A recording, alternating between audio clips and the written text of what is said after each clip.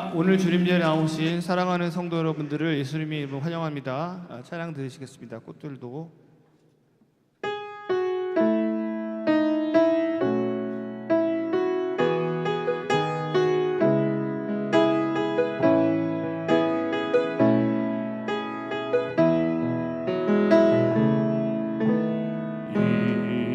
이곳에 생명샘 솟아나 눈물 골짝 지나갈 때에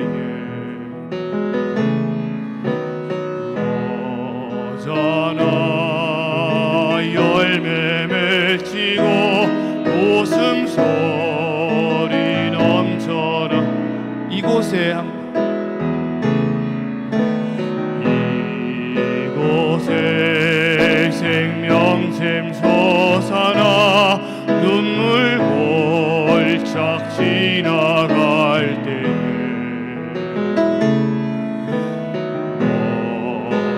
어자나 열매 맺히고 웃음소리 넘쳐나리라. 꽃들도 구름도 바람도 넓은 바다도 찬양하라 찬양하라 예수를. 하늘을 울리며 노래해 나의 영혼아. 은혜의 주 은혜의 주 은혜의 주. 그날에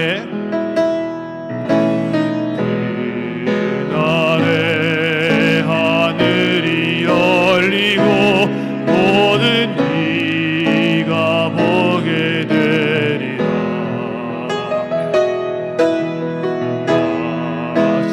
마침내 꽃들이 피고 영광의 주가 오신 그날에 한 번 더 하시겠습니다. 그날에 하늘이 열리고 모든 이가 보게 되리라.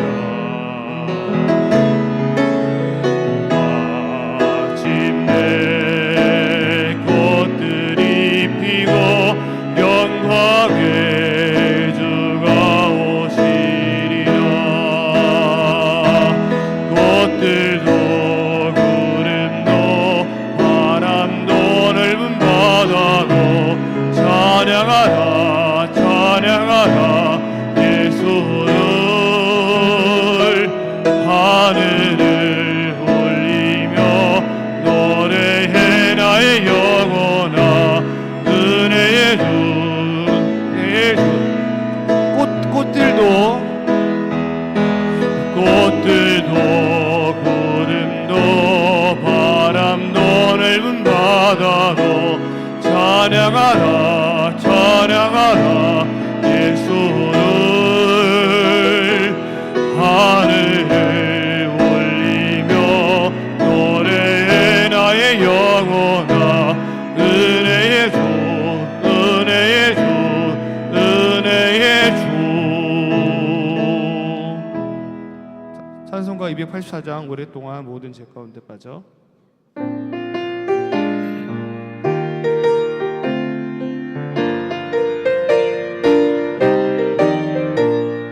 오랫동안 모든 죄 가운데 빠져 더럽기가 한량 없던 우리를 아무 공로 없이 구원함을 얻어 하나님의 자녀 지금 되었네. 주의 그 사랑 한량 없도다. 찬송할지어다 예수의 공로. 주의 그 사랑 한량 없도다. 찬송할지어다 예수의 공로. 주의 보혈로서 정결하게 씻어 죄악에서 떠난 몸이 되었고 세상 근심 고름 간 곳 없어지니 하나님의 빛이 영원없도다. 주의 그 사랑 한량 없도다. 찬송할지어다 공로 주의 그 사랑 한량 없도다 찬송할지어다 예수의 공로 죄의 깊은 잠과 큰 세상의 꿈을 어서 깨어나라 나의 친구여 은혜 받은 날과 구원 얻을 때가 지금 온 세상에 선포되었네 주의 그 사랑 한량 없도다 찬송할지어다 예수의 공로 주의 그 사랑 한량 없도다 1절 오랫동안 모든 죄 가운데 빠져 더럽기가 한량 없던 우리들 아무 공로 없이 구원함을 얻어 하나님의 자녀 지금 되었네 주의 그 사랑 한량 없도다 찬송할지어다 예수의 공로 주의 그 사랑 한량 없도다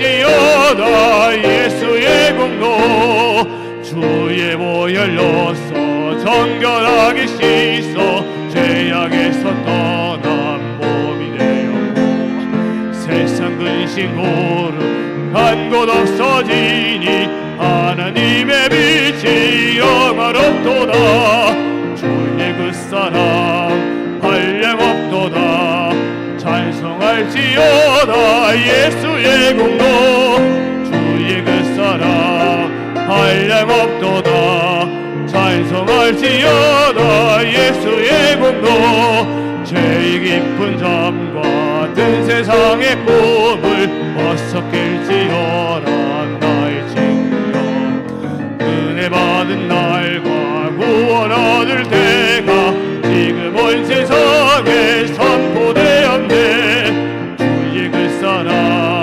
한량 없도다 찬송할지어다 예수의 공로 주의 그 사랑 한량 없도다 3절 한 번 더 하시겠습니다. 3절 죄의 깊은 잠과 든 세상의 꿈을 어서 깨어나라 나의 친구 은혜 받은 날과 구원 얻을 때가 지금 온 세상에 선포되었네 주의 그 사랑 한량 없도다 찬송할지어다 예수의 공로 주의 그 사랑 한량 없도다 찬송할지어다 예수의 공로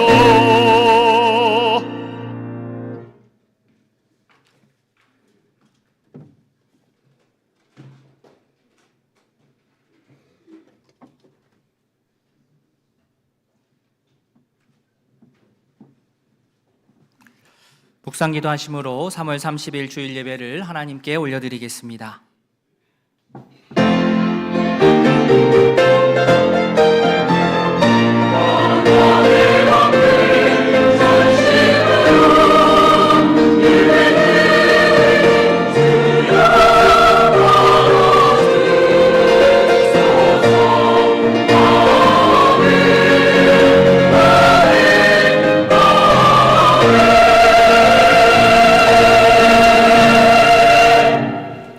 하나님이여 주는 나의 하나님이시라. 내가 간절히 주를 찾되 물이 없어 마르고 황폐한 땅에서 내 영혼이 주를 갈망하며 내 육체가 주를 앙모하나이다. 아멘.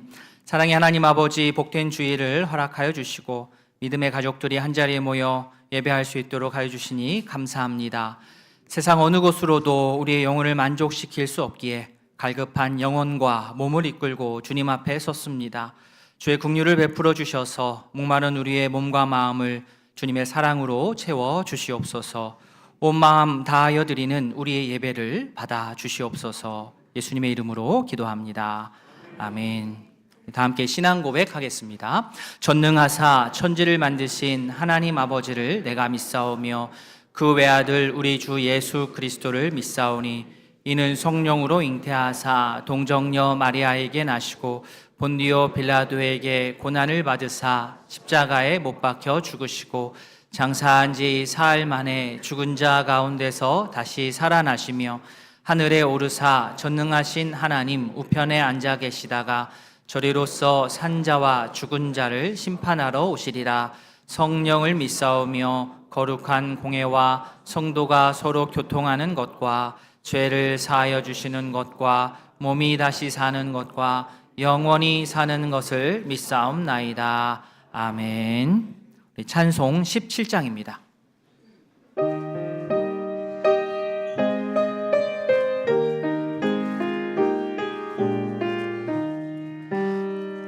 사랑의 하나님 이곳에 계시니 주 영광이 성전에 가득히 넘치네.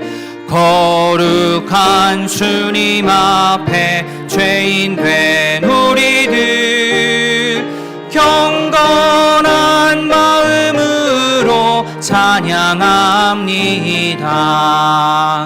은혜의 예수님 우리 죄인하여 속죄의 큰 사랑을 이루어 주셔서 율법의 멍에에서 해방해 주시니 복음의 자유 누림 감사합니다. 위로의 성령님 우리의 마음에 늘 함께 계시오니 큰 힘이 됩니다. 슬픔도 두려움도 넉넉히 이기니 이 세상 끝날까지 함께 하소서. 아멘. 성구교독 교독문 37번입니다. 지존자의 은밀한 곳에 거주하며 나는 여호와를 향하여 말하기를 그는 나의 피난처요 나의 요새요 내가 의뢰하는 하나님이라 하리니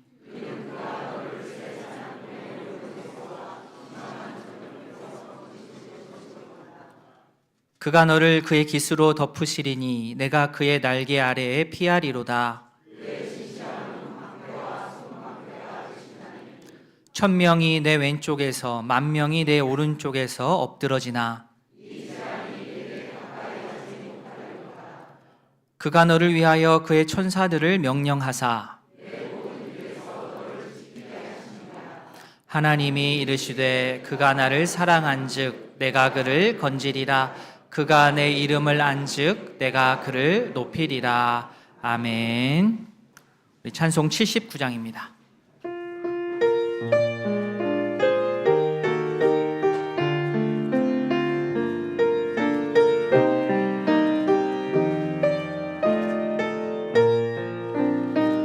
주 하나님 지으신 모든 세계 내 마음 속에 그리어 볼 때 하늘의 별 울려 퍼지는 뇌성 주님의 권능 구주의 찬양 주님의 높고 위대하심을 내 영혼이 찬양하네.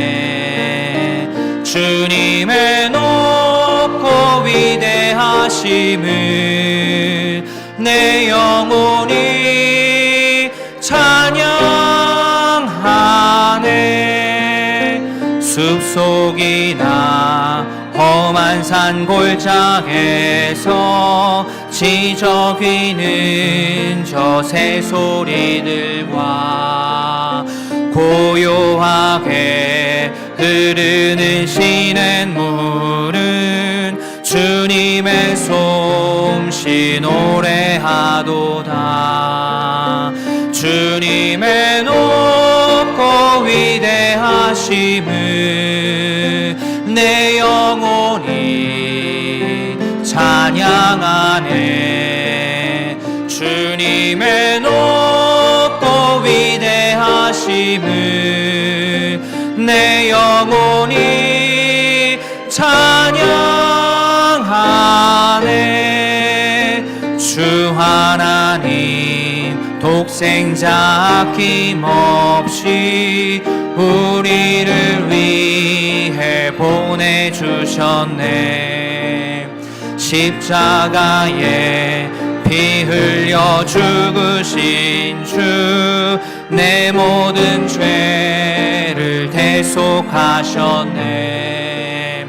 주님의 높고 위대하심을 내 영혼이 찬양하네. 주님의 높고 위대하심을 내 영혼이 찬양하네. 내 주 예수 세상에 다시 올 때 저 천국으로 날 인도하리. 나 겸손히 엎드려 경배하며 영원히 주를 찬양하리라. 주님의 높고 위대하심을 내 영혼이 찬양하네. 주님의 높고 위대하심을 내 영혼이 찬양하네.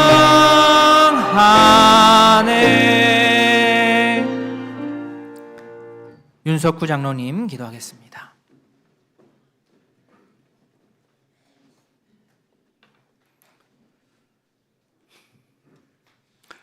영광 받으시기에 합당하신 주님, 이 시간도 약하고 부족한 저희들을 부르셔서 주님의 한없으신 구속의 은총을 경험하게 하시니 감사합니다. 주님의 피 묻은 십자가를 바라보며 참회의 고백이 넘치는 삶이 이어가게 하여 주옵소서. 주님, 저희들은 주님의 십자가를 바라보면서도 작은 유혹에도 쉽게 흔들리며 살았음을 고백합니다. 아직도 저희 심령에서 죄가 왕노릇하는 것을 깨닫습니다. 회개하오니 용서하여 주옵소서. 정결한 새 사람으로 변화되게 하여 주옵소서. 주님, 주님의 십자가에서 죽으시기까지 복종의 삶을 사셨사오니 저희들도 주님의 말씀에 복종하는 삶을 살게 하여 주옵소서. 어디에 있든지 무슨 일을 하든지 주님께 드리는 복종이 있음으로 인하여 그곳에서 예수님의 말씀이 이루어지는 축복을 경험하게 하여 주옵소서. 주님께 드려지는 복종이 없음으로 인하여 저희의 삶이 고통과 아픔의 현장으로 바뀌는 것을 봅니다. 주님의 몸된 교회도 주님께 드려지는 복종이 결렬되어 있기에 여러 가지 일들이 발생하는 것은 아닐까요? 주님, 이제 저희 모두가 복종의 사람이 되게 하여 주옵소서.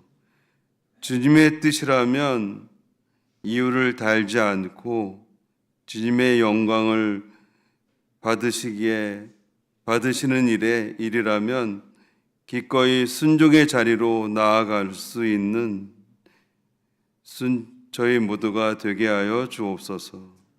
주님의 몸된 교회에 순종으로 자신을 깨트리는 자가 많아진다면 분명히 주님을 닮아가는 교회가 될 줄 믿습니다. 죄악에 허덕이는 영혼들을 구원해내는 구명선이 될 수 있도록 인도하여 주옵소서. 주님, 저희 모두가 자신을 주님 앞에 온전히 드리는 것에 목말라 하는 저희 모두가 되게 하여 주옵소서. 주님 나라가 이 땅 위에 이루어지는 것을 보게 하여 주시옵소서. 오늘도 말씀을 들고 단위에 서시는 목사님을 기억하여 주옵소서. 십자가의 복음을 힘있게 전하실 수 있도록 성령의 능력으로 붙들어 주옵소서. 오늘도 주님의 성전을 위하여 헌신하는 숨은 봉사자들 기억하여 주옵소서. 이 시간 드려지는 찬양대 찬양을 주님께만 온전히 드려지는 찬양이 되게 하여 주옵소서. 이 시간 질병으로 고생하는 성도들 피 묻은 주님의 손으로 안수하시어 질병으로부터 하루속히 자유하도록 인도하여 주옵소서. 예배의 시종을 주님께 의탁하오며 예수님의 이름으로 기도합니다. 아멘.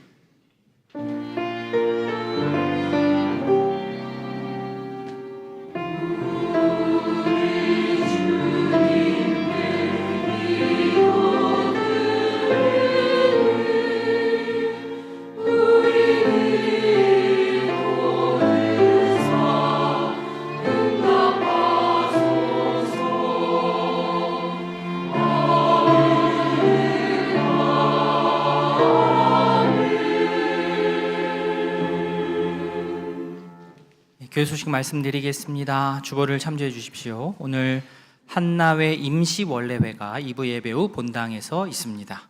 배도회 원래회 2부 예배 후 교육센터 지하 1층에서 그리고 교육위원회 1시 20분에 우리 중고등부 교사실에서 모이겠습니다. 이번 주 시니어 목장 신방은 삼초원 종려나무 목장입니다. 상반기 새가족 교육이 4월 13일부터 4주간 진행합니다. 지난해보다는 조금 당겨서 저희가 일정을 잡았습니다. 기억하시고 새가족 환영회는 그래서 5월 11일입니다. 해당하시는 분들 날짜 꼭 기억하시고 각 목장에서는 잘 교육 받으실 수 있도록 새가족분들 안내해 주시고 인도해 주시기를 바랍니다. 4월 안내위원으로 또 헌금위원으로 섬겨주신 모든 분들 감사드립니다. 교우동정입니다. 우리 박지현 집사님 유아유치부 교사로 임명합니다. 또 우리 박효미 집사님 우리 예배 봉사자로 임명합니다. 예배 봉사자가 뭐냐? 처음이어서 저희가 사택에 거주하면서 새벽 예배 업무까지 담당할 그런 관리 간사를 계속해서 찾았지만 지원자가 없어서 지금 지난주에 소개해드린 그 관리 간사님은 주간 일을 하는 것으로 저희가 모셨습니다. 그래서 새벽 예배를 저희 교육자들이 해야 되는 상황이었는데 우리 박효미 집사님이 자원을 해주셨어요. 그래서 새벽 예배 준비 마감을 하겠다라고 봉사자로 자원을 해주셔서 이외 당에는 예배 준비에 어려움이 없도록 기존 관리 간사들이 사용했던 그 공간을 사택을 사용할 수 있도록 그렇게 하였습니다. 다시 한번 자원해 주셔서 감사합니다. 오늘 점심은 김은춘 집사님 가정에서 섬겨주십니다. 감사합니다.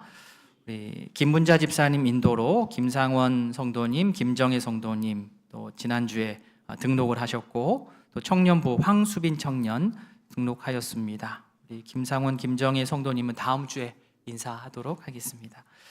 우리 안상천 성도님 일초원 마중물 목장으로 편성을 하였고요. 또 김재우 성도님 삼초원 베델 목장으로 또 편성이 되었습니다. 각 목장에서 열렬히 활용해 주시기를 바랍니다. 4월 일정이 밑에 나와 있습니다. 일정이 좀 이렇게 빡빡합니다. 종려주일, 성례주일, 재직회, 새가족교육, 고난주간, 순환일, 부활주일 등등 한 주도 그냥 넘어가는 주가 없을 정도로 그렇게 일정이 빡빡합니다. 기도하면서 의미 있게 우리 4월 일정 잘 또 맞이할 수 있기를 바랍니다. 이상입니다. 함께 보실 하나님의 말씀 전도서 7장입니다. 구약성경 954면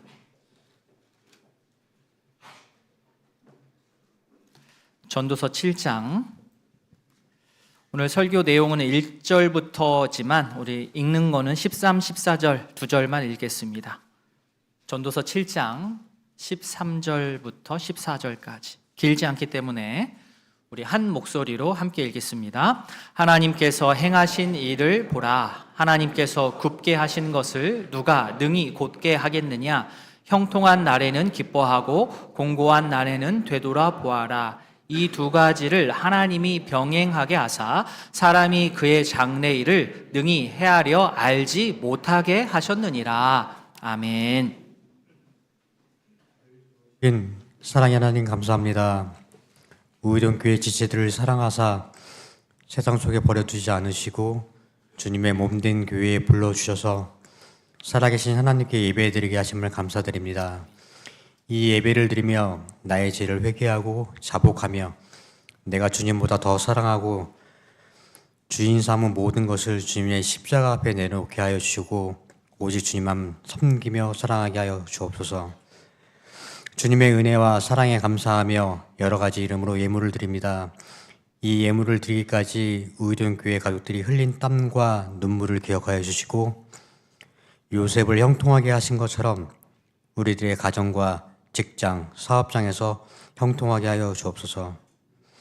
이 예물을 집행하는 모든 이들이 들었고 떨리는 마음으로 사용하게 하시며 이 예물이 사용되는 모든 곳에서 좋은 소식들이 들리게 하시고 오직 주님의 이름만이 높여지기를 원합니다. 우리를 위해 죽으시고 부활하시고 다시 오실 예수 그리스도의 이름으로 기도드립니다. 아멘. 찬송 290장입니다.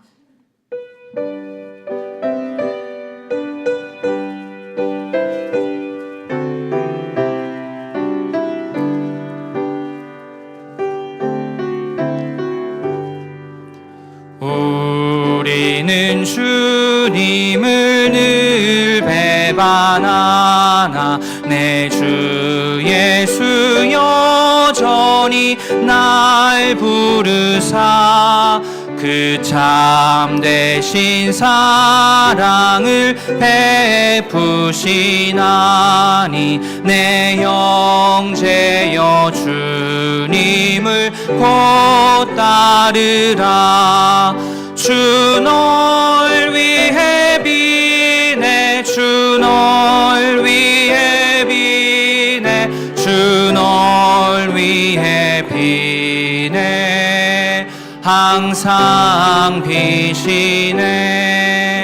주께서 풍성한 은혜를 내려 내 영혼이 나날이 복 받으리. 주 예수를 너희도 구주로 섬겨 곧 따르면 풍성한 복 받겠네. 주 널 위해 비네 주 널 위해 비네 주 널 위해 비네 항상 비시네. 무거운 짐 지고 애타는 인생 주 예수께 돌아와 곧 쉬어라. 내 주 예수 너희를 돌보실 때에 참복락과 안위가 넘치겠네.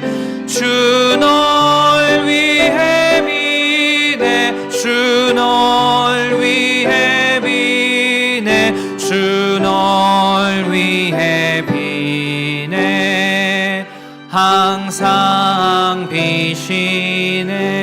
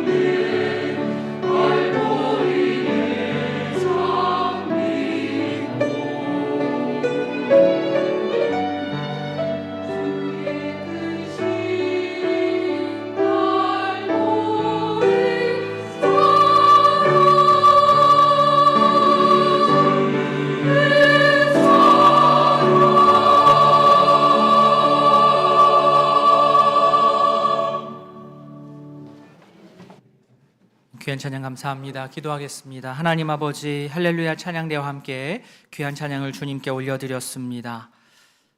갈보리의 장미꽃, 주의 소망, 주의 은혜, 나의 죄를 사해 주신 예수 그리스도의 놀라운 십자가의 은혜를 찬양하며 묵상하며 주어진 하루하루를 살아갈 수 있도록 주께서 은혜를 더하여 주시옵소서. 눈을 들어서 십자가를 바라보는 우리의 삶 되도록 주님 인도하여 주시옵소서. 예수님의 이름으로 기도합니다. 아멘. 주님의 은혜와 평강이 우이동교회 모든 가족들에게 함께하기를 바랍니다. 아멘. 좀 계절이 봄, 여름, 가을, 겨울이 있습니다. 우리나라에는 사계절이 있고요. 물론 요즘 봄하고 가을이 짧아지는 경향이 없지 않은데 계절이 있듯이, 사계절이 있듯이 우리 인생에도 사계절이 있고 또 신앙생활에도 사계절이 있습니다. 봄, 여름, 가을, 겨울이 있습니다. 교회에 등록해서 또 새롭게 출석하기 시작하셔서 새로운 마음으로 열성적으로 신앙생활 하시는 그런 성도님을 보면 참 마음이 좋습니다. 그러나 동시에 한편으로는 신앙생활이 항상 봄만 있지 않기 때문에 겨울이 한 번쯤은 올 텐데 그 겨울을 잘 지냈으면 하는 마음 또한 공존합니다. 개인마다 시간이나 방식의 차이가 있을 뿐 저를 포함하여 모든 성도는 신앙의 봄과 여름과 가을과 겨울을 다 거칩니다. 그러면서 우리는 성장하고 자랍니다. 굳은 결심으로 신앙생활을 다시 시작해야 했는데 얼마 지나지 않아서 교회 출석이 뜸해진 성도님들이 이제 종종 계십니다. 신앙생활에 겨울을 지내고 있는 겁니다. 나름의 다 사연이 있으시죠. 동네에서 지나다가 이제 저를 마주칠 때가 있으세요. 크게 두 가지 반응. 못 본 척 도망가든지 아니면 뭐 아무 일 없었다든지 안녕하세요 인사, 지난주 만난 것처럼 인사하시는 분도 계시고 한 분은 이렇게 말씀하셨습니다. 제가 이렇게 드리는 그 예시는 다 다른 교회 예시예요. 예. 왜 내 얘기를 하고 있냐 이렇게 하시면은 안 됩니다. 예, 다 다른 교회 예시입니다. 목사님, 하나님께서 왜 저한테 이러십니까? 내가 정말 마음 먹고 결단하고 교회를 다시 열심히 다니기 시작했는데 내가 왜 가정의 어려움을 겪어야 됩니까? 직장의 어려움을 겪어야 됩니까? 내가 하나님 잘 믿고 예배 잘 드리면 하나님께서 나의 가정과 나의 직장 지켜주시는 것 아닙니까? 그래야 되는 것 아닙니까? 그렇게 말씀하실 수 있고 또 그럴 수 있다고 저도 봅니다. 그래서 그분의 말씀을 충분히 듣고 또 어려움, 또 속상한 부분들 공감하고 그러고 또 헤어질 수는 없잖아요. 목사인데, 그죠? 충분히 공감한 다음에 또 신앙적인 권면을 곁들일 수밖에 없습니다. 성도님, 우리가 뭐 단지 직장 생활을 잘하기 위해서 또 가정 잘 꾸리기 위해서 주일 예배 드리는 것은 아니지 않습니까? 예배는 예배로 또 중요하고 또 직장과 사업과 또 가정은 그대로 또 중요합니다. 내가 예배 드렸으니 하나님은 나에게 직장에서 가정에서 어려움이 없게 해 주셔야 된다라고 단편적으로 이 둘을 인과관계로 묶는 거는 우리가 좀 지양하면 좋겠습니다. 하지 않았으면 좋겠습니다. 좀 무리가 됩니다. 더군다나 신앙생활을 시작했는데 나의 직장과 가정에 어려움이 생겼으니, 즉 하나님이 나를 돌봐주지 않으셨으니 나는 예배에 가지 않겠다라고 결론을 내리시지 않았으면 좋겠습니다. 얘기를 드렸어요. 상황이 안 좋으나 그거하고 상관없이 예배 꾸준히 나오셨으면 좋겠고, 특별히 어려운 일 있을 때 오히려 더 예배에 적극적으로 참여하셔서 깊이 기도하면서 하나님께 지혜를 구하면 좋겠다, 이렇게 말씀을 드립니다. 또 이런 사연도 있습니다. 이번에 남편이 아픕니다. 그래서 간절히 기도했고 또 하나님께서 분명히 살려주신다는 음성을 들으셨다고 했습니다. 그런데 결국 남편은 하나님의 부름을 금방 받게 되었고, 그 이후 꽤 오랫동안 이분은 자신이 내가 그렇게 간절히 기도했는데 또 하나님께서 나에게 분명하게 남편을 살려주겠다고 말씀을 하셨는데 왜 하나님이 급하게 남편을 데려갔느냐 라면서 이런 반문을 하셨습니다. 사랑하는 사람을 먼저 보낸다는 것은 정말로 가슴 아픈 일입니다. 마음이 좋을 수 없습니다. 이런 상황에서 성도는 어떻게 해야 됩니까? 서로를 깊이 위로해 주어야 합니다. 자, 그러나 그렇다고 하여서 내가 간절히 기도했고 정말 간절히 기도했고 내가 또 분명하게 하나님의 음성, 네 남편을 살려주겠다라는 그 음성을 들었기 때문에 남편은 절대 죽어서는 안 된다라고 말하는 것은 이것은 맞는 말은 아닙니다. 유쾌한 말은 아니지만 맞는 말은 아니에요. 물론 안타까운 마음에 남편을 잃은 상실감에 하루 이틀 일정 기간 동안 탄원하면서 기도할 수 있습니다. 시편에 탄원하는 기도 많습니다. 저도 그렇게 탄원하며 기도합니다. 탄식하며 기도합니다. 왜 그러셨습니까? 이렇게 탄원할 수 있습니다. 그러나 문장 그대로 내가 기도했고 하나님께서 살려주겠다고 했다는 음성을 들었기 때문에 이거는 일어나서는 안 되는 일이야. 내 남편이 죽어서는 안 돼라는 생각으로 몇 년을 계속해서 지낸다고 한다면 그거는 좀 이야기가 다른 이야기가 됩니다. 우리가 하나님이 하시는 일을요, 단선적이고 단편적이고 규범적인 어떤 공식이나 규칙, 패턴으로 딱 이해를 해버리면 우리가 그런 앞에서 말씀드린 예처럼 그런 생각으로 하나님께 불만을 내세울 수가 있습니다. 그러나 우리 성도님들 지금껏 살아오셔서 잘 아시겠지만 세상은 우리 기대처럼 그렇게 단순하게 흘러가지가 않습니다. 우리는 편리한 것을 추구하고 좋아하고 또 편리한 것을 또 택합니다. 그래서 문명이라는 것이 발전했습니다. 더 편한 길로 가면서 우리 문화나 문명이 발전해 왔습니다. 그런데 그러다 보니까 나도 모르게 모든 것을 다 간단하고 간략하게 하기를 좋아합니다. 단순한 것이 마치 미덕인 것처럼 되어버렸습니다.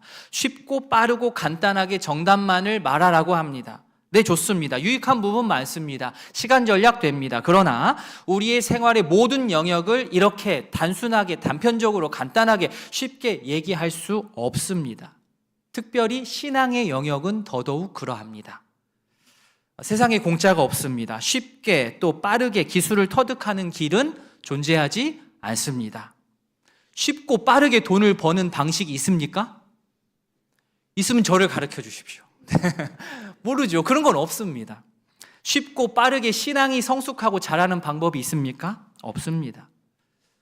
없는데 혹 주변에서 내가 그 답을 쉽게 가르쳐 주겠다라고 접근하는 사람이 있다. 그럼 어떻게 하셔야 돼요?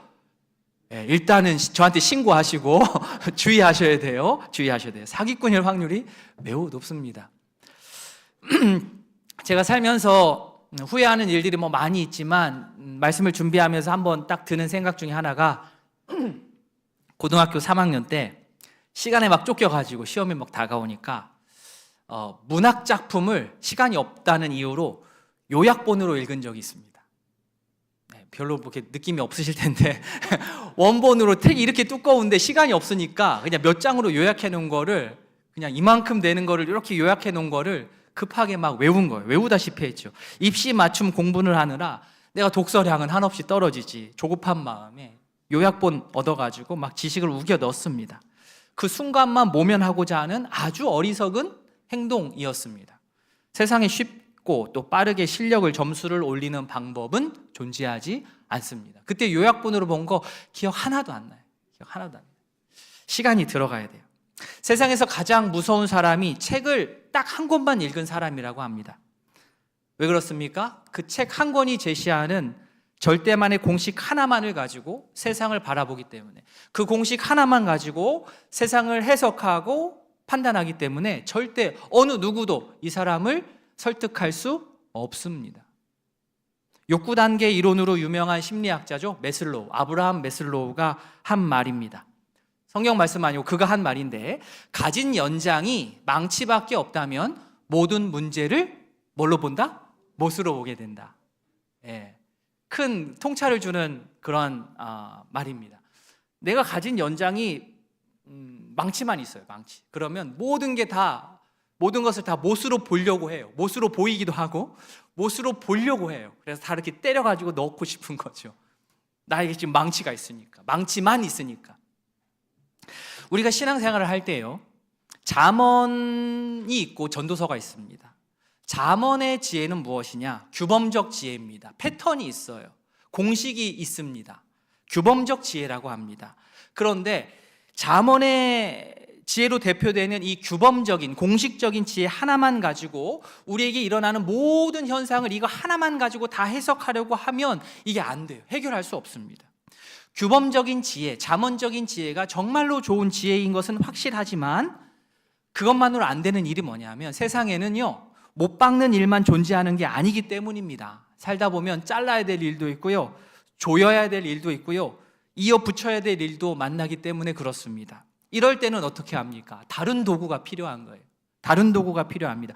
그래서 우리는 잠언도 읽지만 이렇게 낯설지만 전도서도 읽어야 되는 겁니다. 전도서가 말하는 반성적인 지혜라는 또 다른 도구를 우리가 구비해야만 합니다. 우리가 대체로 규범적인 지혜에 우리의 모든 대부분의 말씀이나 또 나눔이 기반이 되어 있기 때문에 좀 낯설 수가 있어요. 그러나 그래도 용기 내어서 우리가 전도서의 지혜자의 안내를 따라서 분명히 하나님께서 말씀을 통해서 우리에게 주시는 또 한편의 지혜의 말씀이기 때문에 우리가 용기 내어서 우리 반성적 지혜를 따라 들어가서 분명한 유익을 오늘 이 시간 한번 함께 누릴 수 있기를 바랍니다. 자, 1절 말씀으로 보시면 1절부터 분위기가 심상치 않습니다. 1절 말씀 같이 읽습니다. 좋은 이름이 좋은 기름보다 낫고 죽는 날이 출생하는 날보다 나으며. 처음부터 무슨 말인지 모르시겠죠? 우리말로도 이름과 기름, 운율이 비슷하긴 하지만 이것은 우연의 일치일 뿐이고 원문에서 발음이 비슷합니다. 나름 히브리어로는 언어 유입니다. 쉐물 남기는 것이 좋은 쉐맨보다 낫다. 조금 느낌이 오시죠? 쉐물 남기는 것이 좋은 쉐맨보다 낫다. 1절에서 말하는 이름이라고 하는 것은 일반적인 이름이 아니라 죽음과 관련한 이름입니다. 죽어서 남기는 이름입니다. 죽어서 남긴 사람의 흔적으로서의 이름이 1절에 나오는 좋은 이름입니다. 자, 그러면 기름은 무엇이겠습니까? 문맥상 이름과 반대되는 것으로 여기서 기름이라고 하는 것은 값비싼 향수처럼 느끼시면 됩니다. 삶의 기쁨입니다. 삶의 기쁨. 풀어서 말하면 좋은 이름이 좋은 기름보다 낫다는 말은 죽는 것이 사는 것보다 낫다입니다. 또 1절 뒷부분도 표현이 다르지만 같은 내용의 반복입니다. 죽는 날이 출생하는 날, 생일보다 낫다. 어떻습니까? 1절 말씀. 보통은 아무리 그래도 죽음보다는 생명이 좋다고 말을 합니다.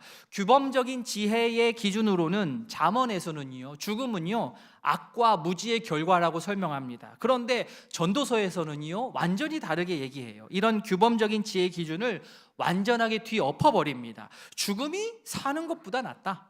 죽는 날이 생일보다 낫다. 3절도요 좀 수수께끼 같습니다.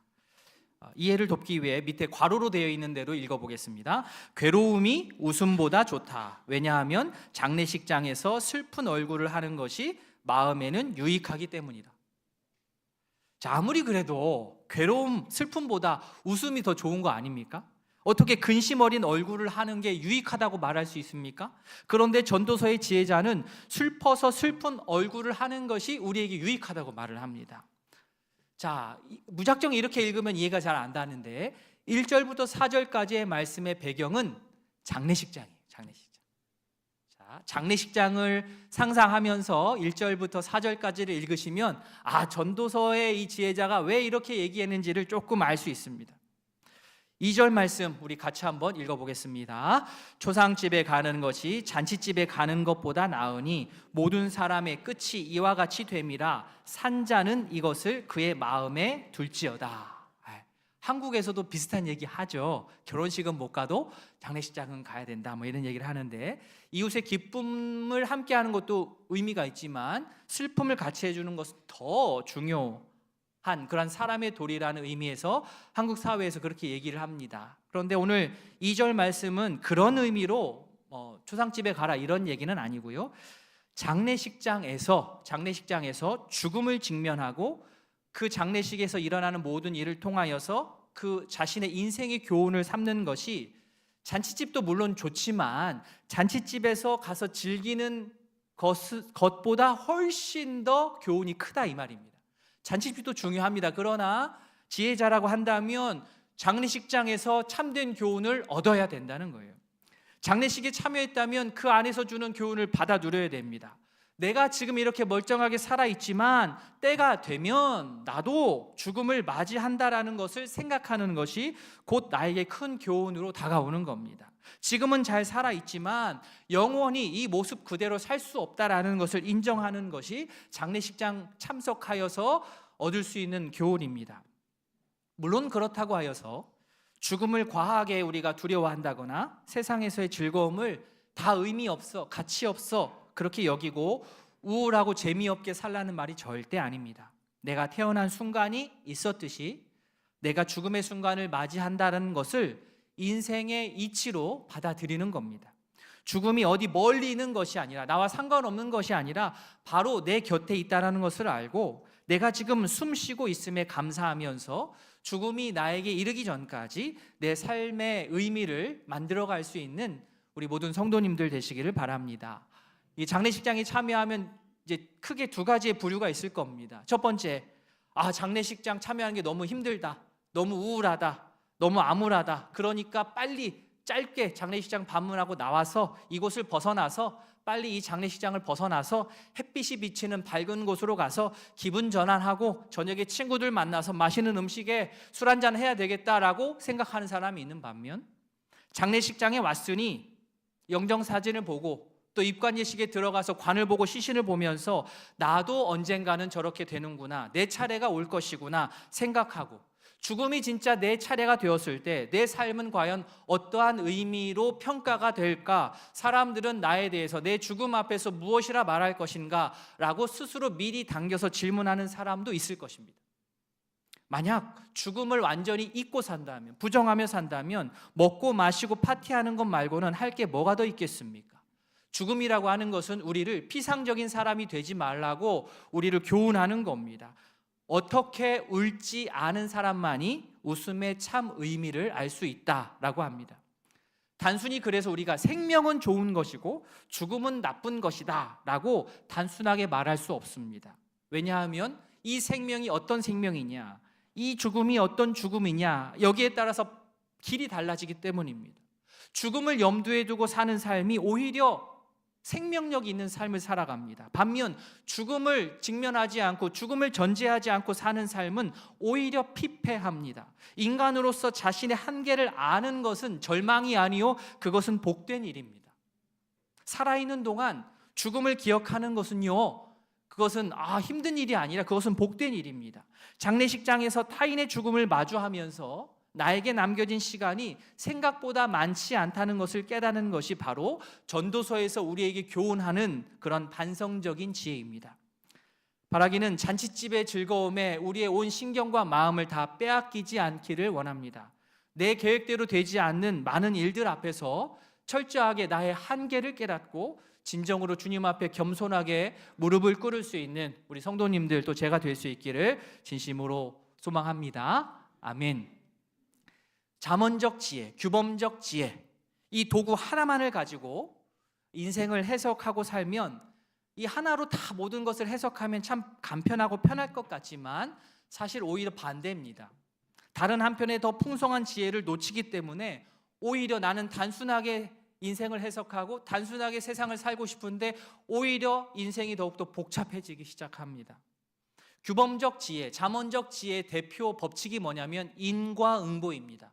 뿌린 대로 거둔다. 인과응보. 인과응보의 원리는 너무나도 강력한 원리임이 틀림없지만 그렇다고 해서 우리 인생에 일어나는 모든 일들을 다, 이 현상을 다 하나 인과응보의 원리도 다 해석을 할 수가 없습니다. 해소도 안 되고 되지도 않습니다.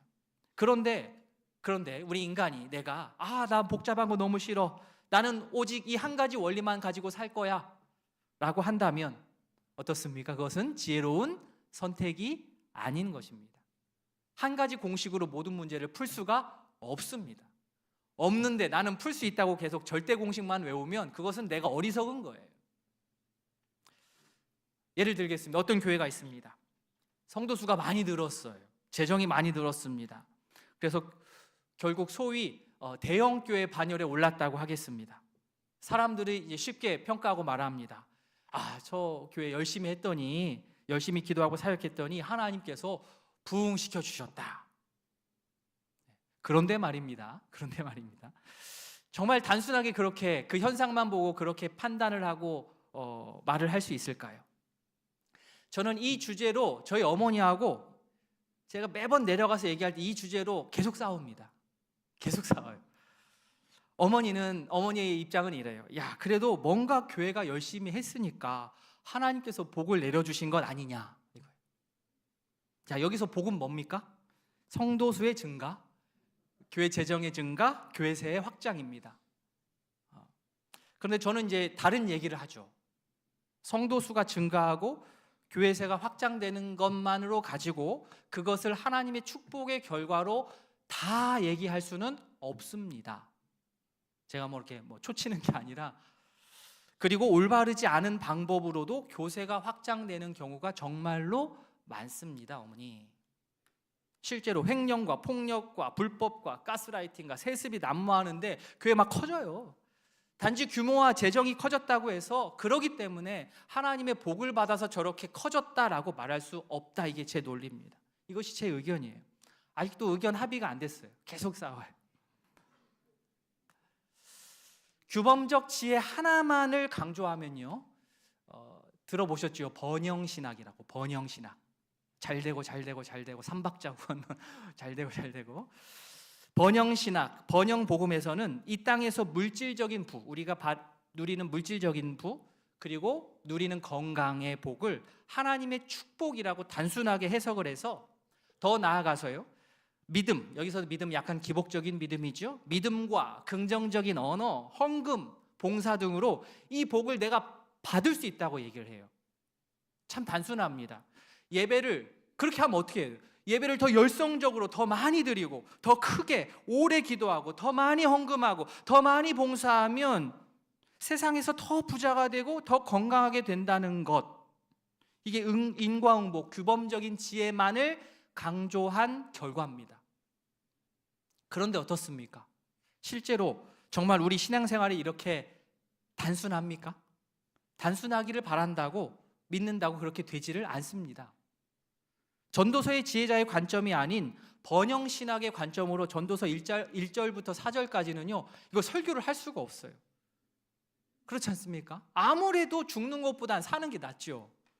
초상집에 가는 것보다 잔치집에 가서 즐기는 것이 훨씬 더 맞는 말 같고요. 죽음을 생각하면서 근심하는 것보다야 밝은 곳에 가서 하하호호 웃는 것이 번영신학의 관점에서는 훨씬 더 나은 말입니다. 열심히 신앙생활한다, 이게 원인이죠. 내가 열심히 신앙생활한다, 헌신했다, 원인. 그에 따른 결과 하나님께서 주시는 건강과 물질의 복, 이 땅에서 받아 누리는 것만을 최고의 가치로 두고 사는 것은, 이렇게 원인과 결과를 단선적으로 이어버려가지고 그렇게 내가 사는 것은 각자의 선택이지만, 문제는 뭐냐면 세상의 모든 현상을 이 한 가지만으로 완벽하게 해석을 해낼 수가 없다라는 거예요. 만약에 이 하나만 가지고 우리의 인생을 해석하면 어떻게 됩니까? 내가 지금 가난한 게 내 신앙에 어떤 심각한 문제가 있어서 내가 가난한 겁니까? 제가 너무 삐딱하게 말하나요?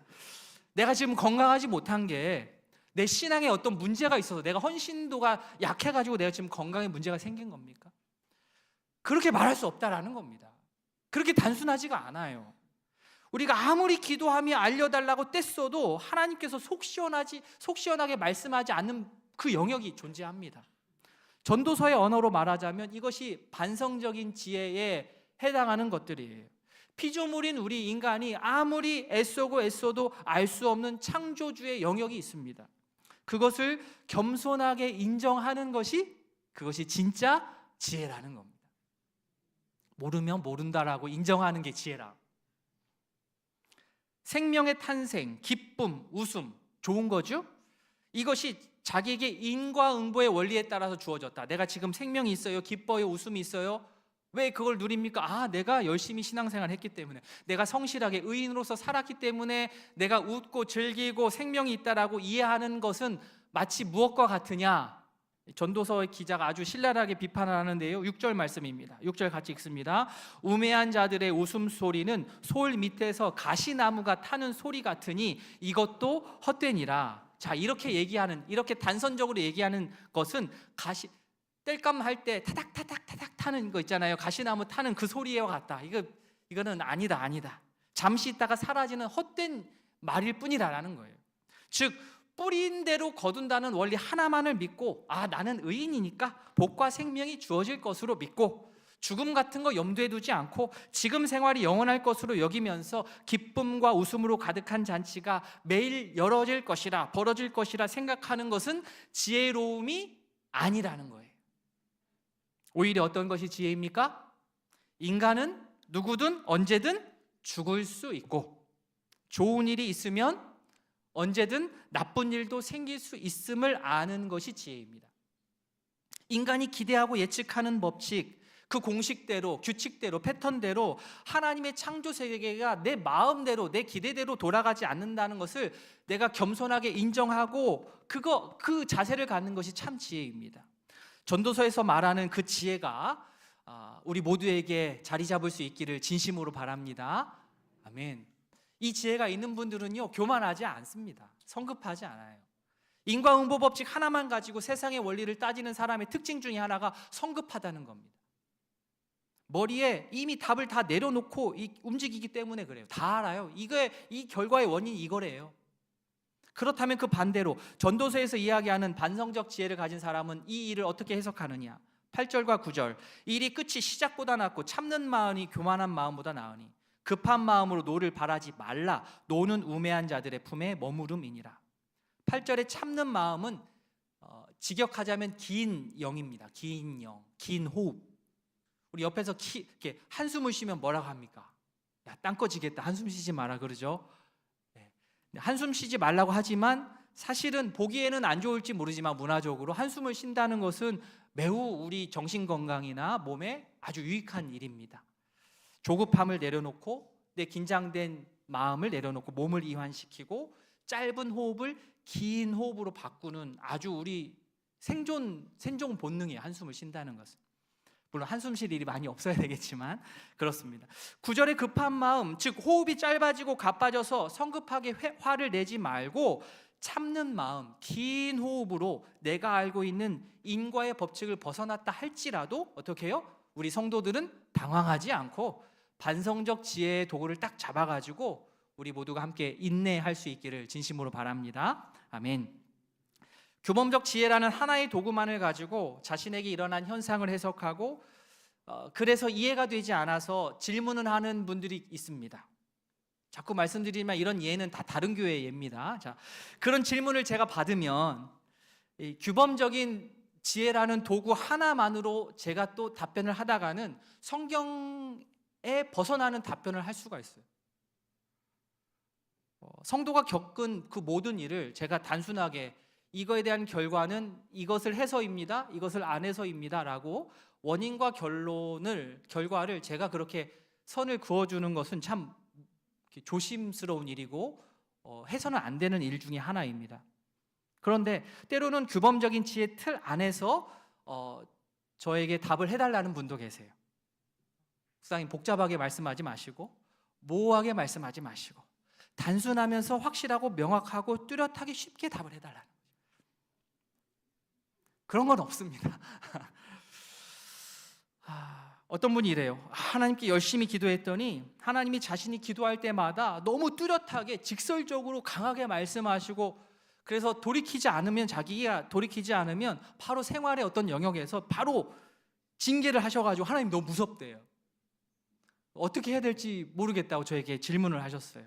제가 어떤 말을 해야 됩니까? 성도께서 개인이 경험한 것을 제가 이렇다 저렇다 해석을 할 수 없습니다. 해서도 안 됩니다. 그런 경험은요, 본인만 압니다. 헷갈린다고 누구한테 물어보지 마세요. 그 옆에서 알려준다고 하는 사람 어떻게 하라고요? 저한테 신고하라고. 신고하십시오. 사기꾼입니다. 제3자는 알 수가 없어요. 제가 할 수 있는 말은 그거였습니다. 하나님은 심판의 하나님, 징계의 하나님뿐만 아니라 더 근원적으로는 사랑의 하나님이시기도 합니다. 그 하나님을 체험만이 아닌 바라기는 우리 말씀을 통해서도 좀 시간을 두고 같이 좀 알아가면 좋겠습니다. 제가 지금 단순하게 짧은 시간에 답변을 다 드릴 수는 없고 그걸로 다 해결도 안 되고 시간이 걸리는 거니까 우리 좀 여유롭게 시간을 두고 한번 같이 훈련하고 알아가 보면 지금 갖고 있는 그러한 고민들 저절로 해소가 되리라 생각합니다. 뭐 이렇게 얘기를 했습니다. 잘 얘기했죠? 예. 물론 이제 더 근원적인 권면도 하고 싶었어요. 우리 성도님이 알고 있는 원인과 결과의 그 고리, 열심히 기도했기 때문에 하나님이 징계하셨다? 성도님이 정말 과연 그럴까요? 저는 아니라고 봅니다. 열심히 기도했으면, 단 성경적으로 바르게 기도했으면 하나님이 무섭게 느껴지기보다 균형 잡힌 경외심이 자리 잡기 마련입니다. 그런 얘기는 안 했습니다. 예, 뭐 얘기할 필요가 없어서 아직은. 그래서 어떻게 해요? 기도는 기도대로 기도의 내용과 방식을 점검하고, 또 다른 한편으로는 내 상황은 왜 이럴까? 내 속에 어떤 염려나 걱정과 불안이 있는지를 잘 살펴서 나에게 일어나는 어려운 일들에 내가 눌리지 않고 잘 대처해 나가는 힘을 길러야 합니다. 그래서 전도서의 지혜자는 성도인 우리에게 하나님의 절대 주권을 인정하라고 촉구하고 있습니다. 13절 말씀입니다. 같이 읽겠습니다. 하나님께서 행하시는 일을 보라. 하나님께서 굽게 하신 것을 누가 능히 곧게 하겠느냐. 자, 규범적인 지혜의 측면 하나만을 가지고 살았던 사람은 곧은 것은 좋은 것이고 굽은 것은 나쁜 거예요. 곧은 것은 좋은 것, 선이고 굽은 것은 악이에요. 이런 이분법적인 생각으로 삽니다. 그런데 전도서의 지혜자는요, 이러한 규범적 지혜의 이분법을 벗어나라고 촉구하는 겁니다. 아무리 내 생각에는 곧은 것이 좋고 굽은 것이 나쁜 것 같아도, 싫어도 꼭 그렇지 않다라는 겁니다. 그리고 내가 아무리 그냥 노력도 아니에요. 노력을 해서 내 주변에 정말 굽어 있는 것들을 다 어떻게 해서는 곱게 펼 수 있다고 그렇게 자부한다 해도 그렇게 안 되는 영역이 있다는 거예요. 내가 신앙적으로 기도를 많이 하고 내가 열심으로 사역을 한다 해도 내 인생에 있어서 굽어 있는 것을 곱게 펼 수 없는 부분도 있다라는 것을 인정하자는 겁니다. 하나님이 굽게 하시면 아무리 이 세상이 어떠한 권력자, 능력자라고 해도 그것을 굽게 펼 수가 없어요. 곧게 펼 수가 없어요. 하나님께서 굽게 하신 것의 뜻을 우리 인간은 완벽하게 다 해석해 낼 수 없습니다. 이것은 하나님의 절대 주권에 속한 거예요. 굽은 것이 왜 굽었는지 솔직히 모르겠지만 하나님의 선하신 뜻을 끝까지 우리가 신뢰하면서 때로는 그 굽은 것 그대로 수용하는 겸손과 지혜가 우리에게 있기를 바랍니다. 아멘. 이것은 믿음 레벨 2예요. 믿음 레벨 2. 보통은 곧은 거 받는 것 정도 레벨 1이고, 이 곧은 것도 하나님의 뜻 안에 있는 줄 알고 우리가 받아들이는 것, 우리 한 단계 성숙하 나가는 겁니다. 좋은 날도 나쁜 날도 다 하나님께서 만드셨는데 인간은 언제 좋은 날이 언제 나쁜 날이 올지를 모릅니다. 14절 말씀, 우리 밑에 괄호 안에 현대 번역이 있거든요. 직역한 거 한번 읽어보겠습니다. 좋은 날에는 좋게 지내라. 그리고 나쁜 날에는 반드시 알아두어라. 이날 역시도 좋은 날과 더불어 하나님이 만드신 것이라는 걸, 나중에 무엇이 닥칠지 인간은 모른다. 자, 원문의 문학적인 표현 운율을 살려 읽으면 이 역시 여기도 언어 유의가 있어요. 토바, 형통, 토바한 날에는 방송실 자막 열어주세요. 네. 토바한 날에는 토부하고, 라한 날에는 라하라. 형통한 날에는 기뻐하고, 공고한 날에는 되돌아보라. 이러한 언어 유의가 들어 있습니다. 이브리 사람들은, 유대 사람들은 금방 이 문구를 외웠을 거예요. 자, 만약에 인과응보의 규범적 지혜로 이 상황을 판단하면 어떻습니까? 형통은 무조건 좋은 거지요. 공고는 나쁜 것이니 어떻습니까? 형통을 늘리고 공고는 없애는 쪽으로 내가 힘을 써서 애써서 내 장래일을 최대한 많이 예측하고 완벽하게 대비하는 노력을 할 것입니다. 물론 일정 부분 그렇게 해야 됩니다. 할 수 있습니다. 그러나 우리의 인식은 한계가 있습니다. 미리 대비하고 예측하고 노력한다고 공고한 나를 내 인생에서 완벽하게 지워낼 수 있다고 생각하십니까? 아닙니다. 14절 말씀에 따르면 이 공고한 날 역시도 하나님께서 우리에게 일정 부분 허락하신 겁니다. 아멘이 안 나오죠, 이런 부분에. 근데 맞아요. 이거는 말씀이니까요. 예. 그래서 우리가 할 일은 어떻게 해요? 형통한 날에는 기뻐하고 공고한 날에는 겸손하게 돌아보면 됩니다. 단순하지만 이게 정말로 중요합니다. 형통, 좋은 일이 있을 때, 그런데 내가 그것을 제대로 누리지 못하고 억누르고 산다면 그것은 하나님의 뜻에 맞게 사는 게 아니에요. 우리 성도님, 기쁜 일 있을 때는요, 주변에 막 더 알리십시오. 기뻐하십시오. 웃으셔도 됩니다. 웃으셔도 됩니다.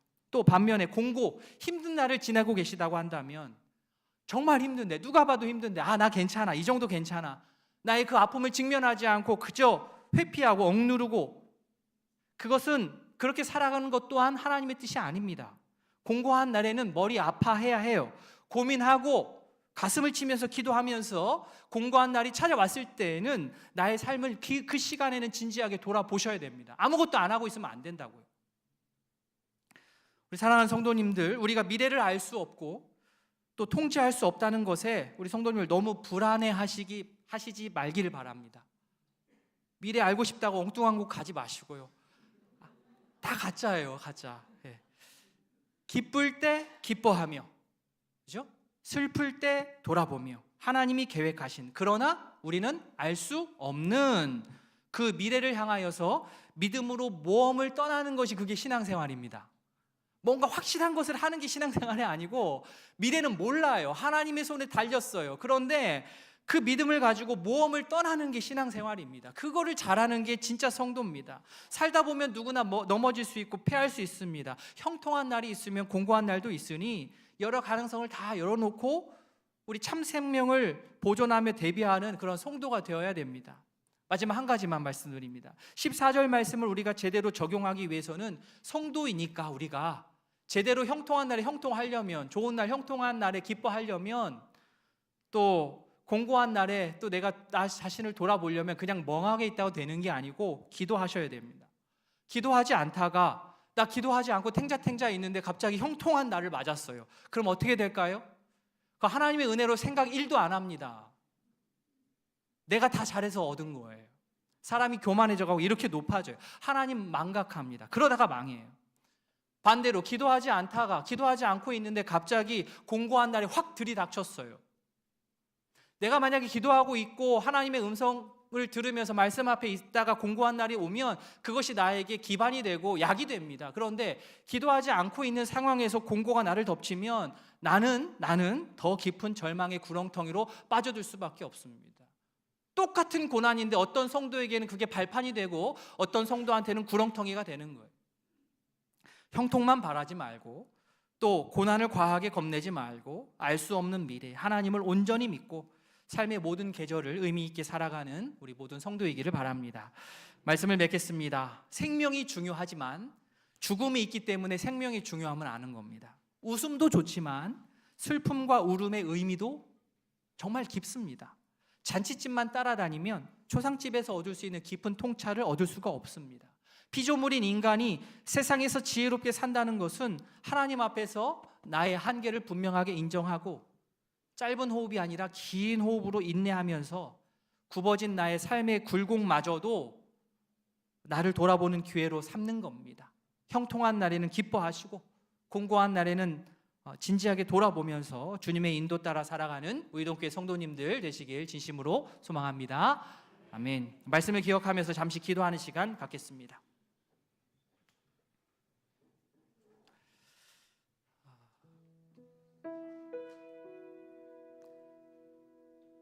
우리 성도님들, 한 가지 규칙으로 이 세상을 해석해낼 수 없습니다. 그건 환상입니다.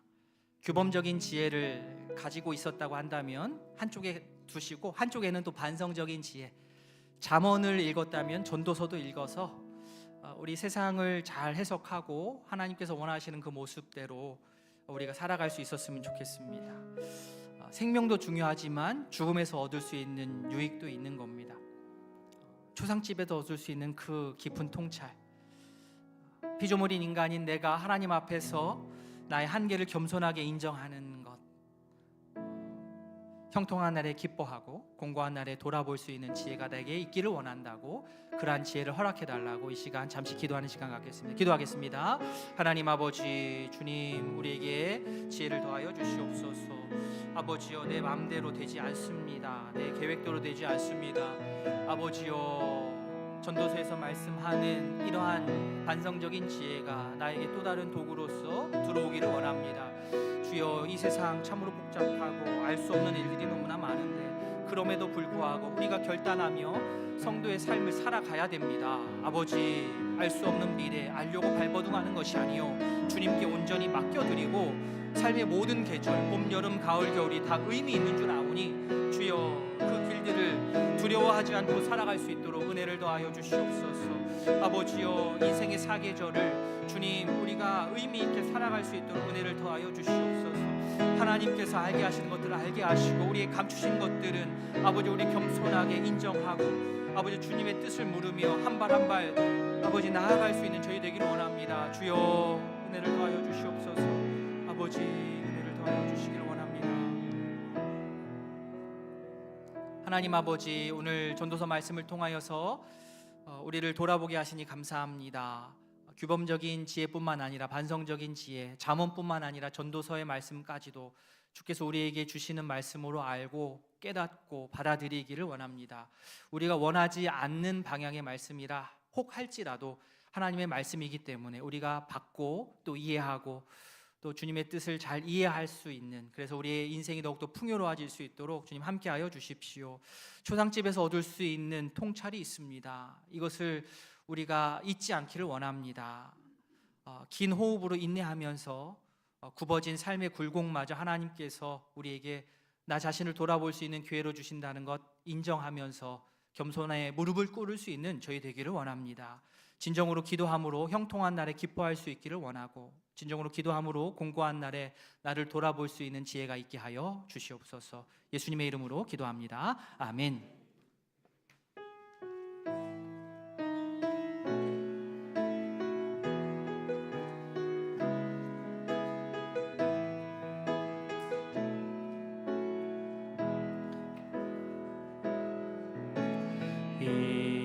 이곳에 생명샘 솟아나 눈물 골짝 지나갈 때에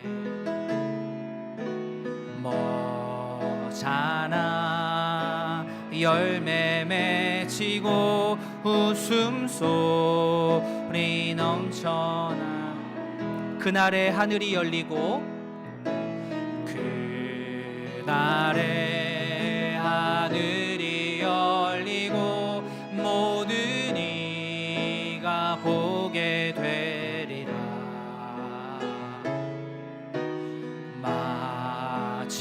마침내 꽃들이 피고 영광의 주가 오시리라.